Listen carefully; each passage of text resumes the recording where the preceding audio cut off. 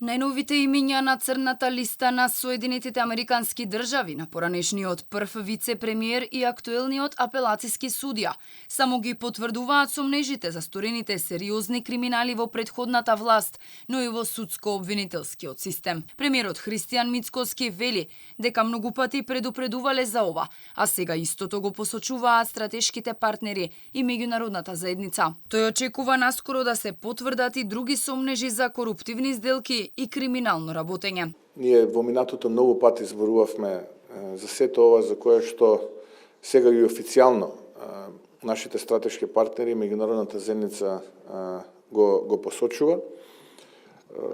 Јас можам само да кажам дека во периодот кој што следи уште многу потврди на сето она кој што сме го имале сомневање ќе излезе во јавноста и јавноста ќе биде запознаена. Според наследникот на Груби, одлуката на Американскиот Стейт Департмент е потврда за исправноста на заложбите на коалицијата.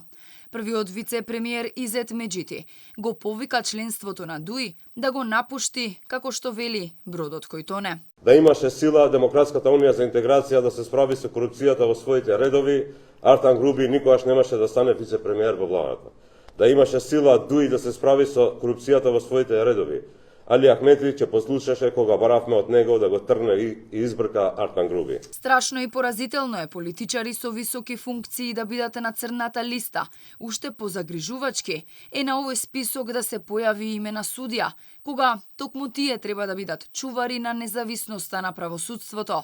Председателката Гордана Силјановска-Давкова очекува обвинителството да постапи. Постојат во меѓународното право, постојат и во меѓусебните односи, начини како да се дојде и до тие докази и да се започне постапка овде, зашто во спротивно ние не реагираме тогаш кога мора да реагираме и всушност на тој начин